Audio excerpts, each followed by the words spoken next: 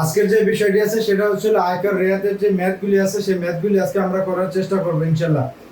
যদি আমাদের সঙ্গে থাকেন আশা করি আপনিও নতুন কিছু শিখবেন এবং আয়কর রেয়াতের যে বিষয়গুলি আছে সেই আয়কর রেয়াত গণনার ক্ষেত্রে আপনার কোনো ভুল হওয়ার কথা না।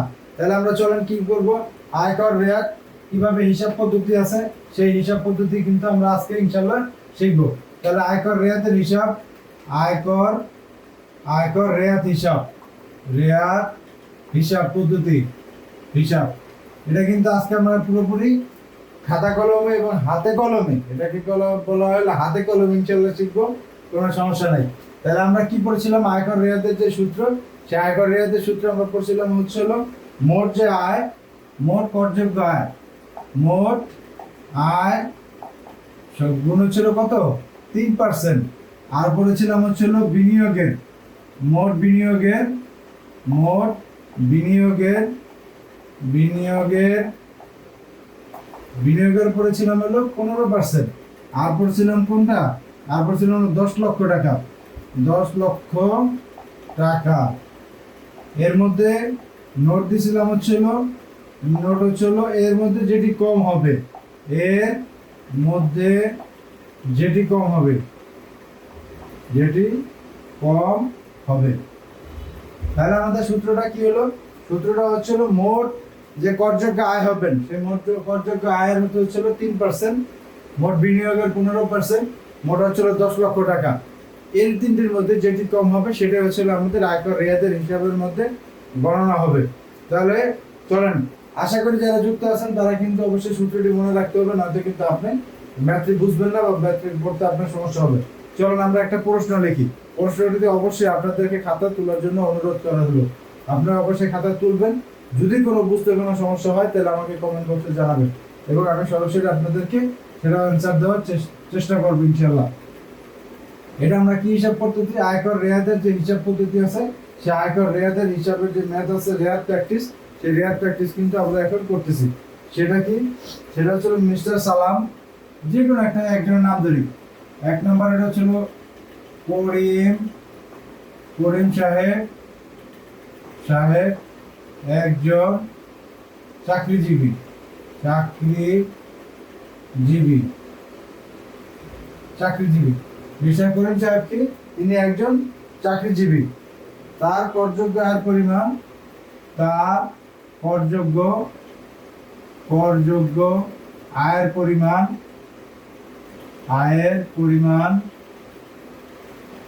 আয়ের পরিমাণ হচ্ছে হলো আমার 30 লক্ষ টাকা, 30 লক্ষ টাকা। তাহলে কি দাঁড়ালো, করিম সাহেব একজন চাকরিজীবী, একজন চাকরিজীবী বেসরকারি, বেসরকারি চাকরিজীবী, বেসরকারি বেসরকারি চাকরিজীবী, বেসরকারি চাকরিজীবী। তাহলে তার মোট করযোগ্য আয়ের পরিমাণ কত, 30 লক্ষ টাকা। এবং 2025-26, 2025-2026 আয় বর্ষে তার বিনিয়োগকৃত অর্থের পরিমাণ, আয় বর্ষে, আয় বর্ষে তার বিনিয়োগকৃত বিনিয়োগকৃত বিনিয়োগকৃত অর্থের পরিমাণ, অর্থের পরিমাণ। এখানে ছোট ছোট করে লিখি তাহলে আমার বুঝতে বুঝতে সুবিধা হবে। সেখানে কি দেওয়া আছে, সেখানে দেওয়া আছে ডিপিএস বাবদ 60,000, ডিপিএস 60,000 টাকা। ডিপিএস এটা হচ্ছে, এটা আমরা আগে তুলি, তার পরবর্তীতে আপনাদেরকে সহজ যাতে করে আমরা করতে পারি বা আমাদের সাথে যারা যুক্ত আছেন তাদের যাতে বুঝতে কোনো সমস্যা না হয় সেই চেষ্টা ইনশাআল্লাহ আমি করবো। তাহলে ডিপিএস এর জমা আছে কত, 60,000। জীবন প্রিমিয়াম, জীবন জীবন বীমা, বীমা প্রিমিয়াম বাবদ, প্রিমিয়াম বাবদ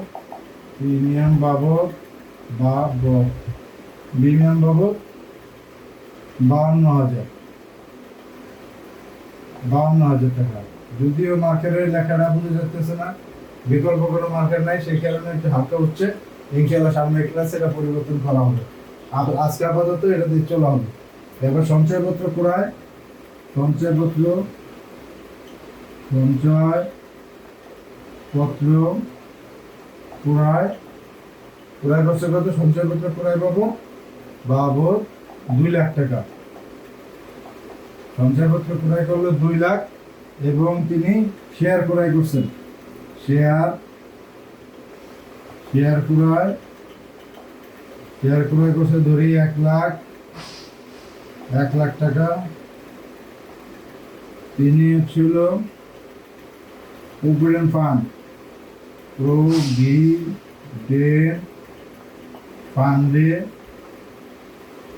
ফান্ডে বিনিয়োগ 1,68,000 টাকা। 1,68,000 টাকা। তাহলে হ্যাঁ, এই ছিল প্রশ্নটা হচ্ছিল এই প্রশ্ন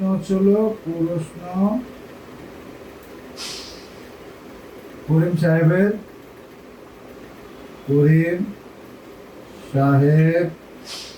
এর 2025-26 করবর্ষে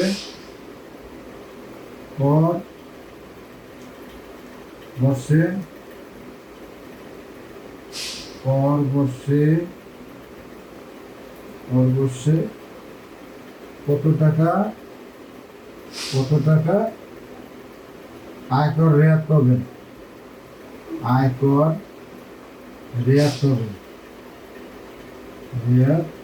পাবেন বা প্রাপ্ত হবে। তাহলে আমাদের প্রশ্নটা যদি আপনাদের এখানে দেখতে সমস্যা হয় তাহলে আমি বলি, আপনারা আশা করি লিখতে পারবেন। সেটা কি? সেটা হচ্ছে করিম সাহেব একজন বেসরকারি চাকরিজীবী। তিনি কি? একজন চাকরিজীবী। আমরা যে চাকরি খাতে আয় আছে, সেই চাকরি খাতে যে আয় করছিলাম, সেই চাকরি খাতের আয় থেকে এখানে হিসাবটি হবে। তাহলে কি? করিম সাহেব একজন বেসরকারি চাকরিজীবী। তার করযোগ্য আয়ের পরিমাণ হচ্ছে 30,000 টাকা এবং 2025 এবং 26 আয় বর্ষে তার বিনিয়োগকৃত টাকার পরিমাণ হচ্ছে ডিপিএস আছে কত? 60,000 টাকা এবং জীবন বীমা প্রিমিয়াম বাবদ আছে 5,20,000 টাকা, সরি 52,000 টাকা। জীবন বীমা প্রিমিয়াম আছে 52,000 টাকা। সঞ্চয়পত্র ক্রয় বাবদ আছে 2 লাখ। শেয়ার বাজারে আছে 1 লক্ষ টাকা। প্রভিডেন্ট ফান্ডের বিনিয়োগ আছে 1,68,000 টাকা। তাহলে প্রশ্ন হচ্ছিল মিস্টার করিম সাহেব তিনি এই যে আয় বর্ষ আছে 2025 এবং 26 যে আয় বর্ষ আছে, সেই করবর্ষে তিনি যদি কর দেন তাহলে তিনি কত টাকা রেয়াত পাবেন। তাহলে আমরা রেয়াতের সূত্রটা কি করছি? রেয়াতের সূত্রটা অবশ্যই আপনাদের মনে আছে। সেটা করার জন্য আগে আমাদের যেটি করতে হবে, এই যে এখানে কিন্তু আমরা কি পাইছি? মোট পর্যন্ত আয়ের পরিমাণ পাইছি। আর একটা কি লাগবে? আরটা হচ্ছিল যে বিনিয়োগের যে খাতগুলি আছে সেই খাতের আমাদের যোগফল লাগবে। তাহলে বিনিয়োগের খাতের যোগফলগুলি আমরা করে ফেলি, তাহলে আমাদের বুঝতে আরো সুবিধা হবে। তাহলে বিনিয়োগের খাতে কি আছে? বিনিয়োগের খাত আছে এখানে 60,000 টাকা, এখানে আছে 52,000 টাকা, এখানে আছে 2 লাখ টাকা, এখানে আছে 1 লাখ টাকা, এখানে আছে 1,68,000 টাকা। এই হচ্ছে তার করিম সাহেবের মোট আয়ের যে খাত আছে, সেই আয়ের খাতগুলি আমরা যোগ করি তাহলে আমরা কি পাবো? সেই আয়ের খাত যোগ করলে আমরা হচ্ছে 60,000 টাকা। এর পরবর্তীতে আছে 52,000 টাকা। এর পরবর্তীতে আছে আমার 2 লাখ টাকা। এর পরবর্তীতে আছে আমার 1 লাখ টাকা। এরপর বিনিয়োগে আছে 1,68,000 টাকা। এই হচ্ছে আমার 5,80,000 টাকা। মোট তাহলে তার কত? বিনিয়োগ কত? মোট বিনিয়োগ হচ্ছে 5 লক্ষ কত দেখলাম? 5,80,000 টাকা। 5,80,000 টাকা। তাহলে করিম সাহেবের এই যে করবর্ষ আছেন, করিম সাহেবের যে আয় বর্ষ আছেন, সেই আয় বর্ষে তার বিনিয়োগ আছে কত? 60,000, 52,000, 2 লাখ, 1 লাখ, 1,68,000। তাহলে সর্বমোট তার বিনিয়োগের পরিমাণ দাঁড়াচ্ছে 5,80,000 টাকা। তাহলে 5,80,000 টাকা যদি দাঁড়ায় তাহলে আমরা এখানে কি পাইলাম? আমাদের সূত্র অনুযায়ী মোট বিনিয়োগ পাইলাম আর মোট হচ্ছে আয় পাইলাম। তাহলে তার আয়ের পরিমাণ পাইছে আমার 30 লাখ টাকা এবং মোট বিনিয়োগ পেলাম হচ্ছিল 5,80,000 টাকা। এখন আমাদের অঙ্কটি করতে আর কোনো ধরনের বাধা থাকলো না। তাহলে চলেন আমরা যদি এখন আমরা এই পাশের এইগুলি মুছে দিই। আপনারা কিন্তু অবশ্যই খাতাতে সুন্দর করে তুলবেন যে মোট বিনিয়োগের খাতগুলি তুইলা এই জিনিসগুলি লিখবেন। লেখার পরবর্তীতে সামনে টাকার অঙ্ক লিখবেন, লেখা যোগ করবেন, যোগ করে নিচে মোট বিনিয়োগ এই বিষয়টা লিখবেন। আমি এখানে এভাবে লিখলাম যাতে করে আমার তো এখানে স্পেস ছোট, স্পেস যদি বড় হতো তাহলে এটা সুন্দরভাবে আলাদা আলাদা দেখান যেত। তাহলে আমি আমার যে জিনিসগুলি দরকার, আমার দুইটা জিনিস দরকার। একটা জিনিস হচ্ছিল মোট আয়, মোট করযোগ্য আয়, আর একটা হচ্ছিল মোট বিনিয়োগ। তাহলে আমি হচ্ছিল মোট আয়ের পরিমাণ পাইছি 30 লাখ টাকা এবং কি মোট বিনিয়োগের টাকা পেয়ে গেছি আমি 5,80,000 টাকা। আমার আর টাকার এখানে আর ম্যাথের এখানে দরকার নেই। তাহলে আপনারা ওইভাবে সুন্দর করে সাজায় তুলবেন। তাহলে আমি এখান থেকে আপনার যে বিনিয়োগের যে খাতগুলি আছে সেই খাতগুলি মুছে দিলাম। মুছে দেওয়ার পরবর্তীতে আমাদের সর্বপ্রথম কি লিখছিলাম যে মোট যে সূত্রটা, সেই সূত্রটা হচ্ছিল মোট আয়ের কত 3% আর বিনিয়োগের 15% আর হচ্ছিল 10 লাখ টাকা। এই তিনটির মধ্যে যেটি কম হবে সেটি হচ্ছিল আমার আয়কর রেয়াত পাবে। তাহলে আমরা কি পেলাম মোট। তাহলে আমি সর্বপ্রথম লিখি মোট করযোগ্য আয়,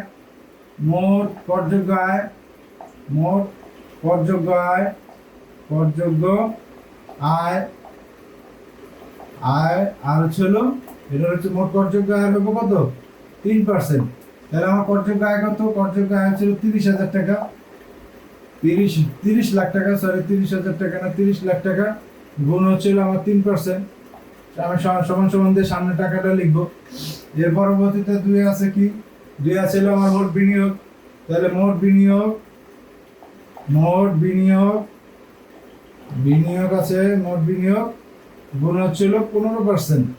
তাহলে আমার হচ্ছিল মোট বিনিয়োগের টাকা কত? মোট বিনিয়োগের টাকা হচ্ছিল 5,80,000 টাকা। তাহলে আমি কি লিখলাম 5,80,000 টাকা গুণ হচ্ছিল 15%। আর যেটা 10 লাখ টাকা সেটা তো 10 লাখ টাকাই, এখানে আমি 10 লাখ টাকা আলাদাভাবে লিখে দিচ্ছি। মোট হচ্ছিল 10 লাখ টাকা। তাহলে আমরা এখানে যদি আমি মোট করযোগ্য আয় 30 লাখ টাকার আমি যদি 3% দিই তাহলে হচ্ছিল আমার টাকা দাঁড়ায় মোট 30 লাখ টাকা 3% হচ্ছিল 90,000 টাকা। এই হচ্ছিল 90,000 টাকা, 3%। আর এটা হচ্ছিল মোট বিনিয়োগের টাকা হচ্ছিল 5,80,000 টাকা গুণ হচ্ছিল 5,80,000 টাকা গুণ হচ্ছিল 15%। তাহলে আমার দ্বারা হচ্ছিল 15%, 87,000 টাকা। সে বিনিয়োগের হচ্ছিল 87,000 টাকা। এ হচ্ছিল 87,000 টাকা। আর এই হচ্ছিল আমার মোট হচ্ছিল 10 লাখ টাকা। এই তিনটির মধ্যে এখন কম কোনটি? 90,000 টাকা না 87,000 টাকা না 10 লাখ টাকা? অবশ্যই আমাদের কি হবে? অবশ্যই আমার 87,000 টাকা আমার হচ্ছিল কম। তাহলে আমার উত্তর কি হবে? উত্তর রেয়াত হচ্ছিল, উত্তর করিম সাহেব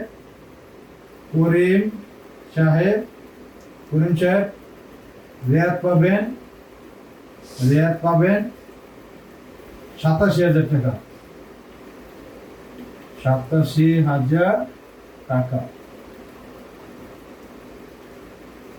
এটা বুঝতে আশা করি আমরা এখানে যারা যুক্ত ছিলেন, আমার সাথে যারা যুক্ত ছিলেন, আপনাদের মনে হয় বুঝতে কারো সমস্যা হয়নি। এই যদি এতটুকু ম্যাথ্রি করতে পারেন তাহলে 5-এর 5, এখানে আর কোনো ধরনের কম নাই। এটা আমাদের রেয়াত আসতেই পারে। রেয়াত থেকে ছোট প্রশ্ন হোক, বড় প্রশ্ন হোক বা ম্যাথ হোক, একটা না একটা থাকবেই এখানে। এর জন্য মানে বিকল্প নেই, একটা না একটা প্রশ্ন আপনার হবে রেয়াত থেকে। কেননা এই যে আয়কর রেয়াত খুবই গুরুত্বপূর্ণ একটি বিষয়, খুবই গুরুত্বপূর্ণ একটি টপিক। আশা করি আপনারা বুঝতে পারছেন। তাহলে চলেন আমরা আবার যদি পড়ি, তাহলে করিম সাহেব একজন বেসরকারি চাকরিজীবী, তার করযোগ্য আয়ের পরিমাণ পাইছিলাম আমরা 30 লাখ টাকা এবং বিনিয়োগের যে খাতগুলি আছে প্রভিডেন্ট ফান্ড, এর পরবর্তীতে আপনারা ছিল সঞ্চয়পত্র, যদি ওইগুলো আমি মুছে দিছি, তো ওইখান থেকে ওই সবগুলি যোগ করবেন। যোগ করার পরবর্তীতে আমার মোট বিনিয়োগ হয়েছিল কত? 5,80,000 টাকা।